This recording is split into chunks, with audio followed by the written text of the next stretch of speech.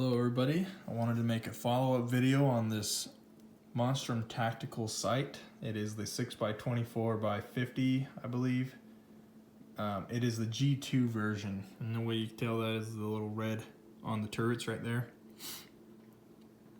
I found this one to be a pretty good purchase, especially for this rifle. This is on my Savage B17. Really incredible rifle, shooting the 17 HMR. That round there.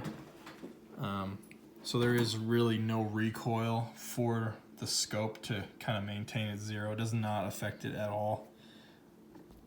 So when I got this, I made a video and I didn't have any time shooting with it, so I did my first impressions, kind of maybe some details about the scope, and that video got some good reviews, or maybe enough people watched it that made me want to make another video that would explain how I felt about it as I had time to shoot it. So my impressions still are that these scope rings, they're pretty tall. Everyone can see it. Way too tall, but that's kind of what I got. What I would like to do with this rifle is maybe get one of them sets that kind of offsets the scope forward a little bit, because right here the distance from the stock to the scope is kind of short, and for those of you that are a little bit taller, it might be kind of difficult. Maybe on your rifle it'll work better, but that's kind of as far forward as I could slide the scope. So I thought that maybe something that would offset the scope a little bit further forward. Not sure which one. I know Monstrum Tactical sells a lot of different scope rings that I think are pretty cool. Anyways, so that's one thing. They're pretty tall. I can fit my hand in these areas with ease. So maybe just invest in some other scope rings, you know? I mean, they're not the prettiest of things, but they've done their job. They've held the thing on there, and it has held at zero pretty well. Now with this caliber of 17 HMR, you're not really gonna shoot further than, I would say 200, maybe 250 yards. What I shoot normally at is probably around 100, and like 100 yards shooting at a little water bottle up on a dirt pile.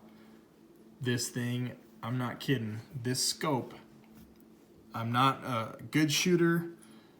I shoot when I can. I don't have a ton of money to blow on ammo, so I'm telling you, I don't have a lot of experience, but this scope is very good and precise. I can say that. I feel comfortable saying that. It did not shift from its zero. I could probably hit the cap off of a water bottle at 100 yards. And I know that this rifle is capable of that. It's super awesome. I just want you guys to know that that is what I think about this scope on this rifle. It's a freaking, I don't know, it's a laser beam. Like, it's the funnest thing. At 100 yards, you shoot a milk jug or something, and the milk jug goes flying up in the air. That's the coolest thing in the world. Just fun shooting. I'm not a huge fan of shooting at paper. It's kind of boring. Maybe to get it sighted in or something like that, but it's a dialed scope. I think Monstrum did a great job. They gave you a lot of extras like the honeycomb and the flip up covers and everything like that. I did get a little scratch on this side over here. I can't remember where that's from, but big deal. It's kind of a fun gun. Just kind of bring it along whenever. One thing that I will mention, a negative in this, on this review, this button right here, when you can hear it click now. Yep, sounds good right there, but there was a time in the past when it kind of stuck down and you couldn't turn the scope off, because obviously it has the illuminated reticle inside. Probably, yeah, you can tell that it's on, right? But how you gotta turn this off is you hold it down for 5 seconds. Sorry, my fingers look weird, but you hold it down for 5 seconds and that shuts off the illumination on the reticle. And it did get stuck. I don't know how it popped back out or whatever, but judges, you know, just beware that that is one flaw I've had. I've never submerged it, never smacked it with anything like some people will do. Not into ruining my stuff that I spent my money on because I don't get a replacement one for free. So there's that. One thing, I don't know if I mentioned this or not, but over time as I use this adjustment here, it has never loosened up. It's pretty stiff. As you can see, I had to really push on that and spin it to get it to move. Yet that does not bother me. I think that is fine the way it is. I don't want it to be super loose that it could just like shift on me or, I don't know, bump something and then it's moving. I don't think it will, but whatever. It's not a bad feature in my opinion.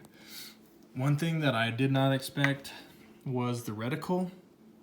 I know it is a first focal plane scope, so obviously the reticle will get bigger as you zoom in. And I kind of think maybe I just didn't realize what exactly that would look like when I got it. Not a huge deal, but when you have it zoomed out, because 6 power is, you know, sufficient to shoot something at 100 yards, let's be honest. So if you want to shoot at that zoom power, the reticle is just really itty bitty, like, let's say it's like this, and then as you zoom in, it's just increasing in size like that and fills out the entire lens on the scope. So I like to shoot at 24 power the most because I personally enjoy the big reticle. It just feels more natural to me, I guess. But there are those I'm sure that like the first focal plane style. So just, you know, use that, take that advice however you want. Anyways, I just thought I'd make a quick follow-up video. It's held at 0, it's performed, it's done a great job. This rifle is amazing as well. I love it. So let me know what you guys think. All right, thank you for watching.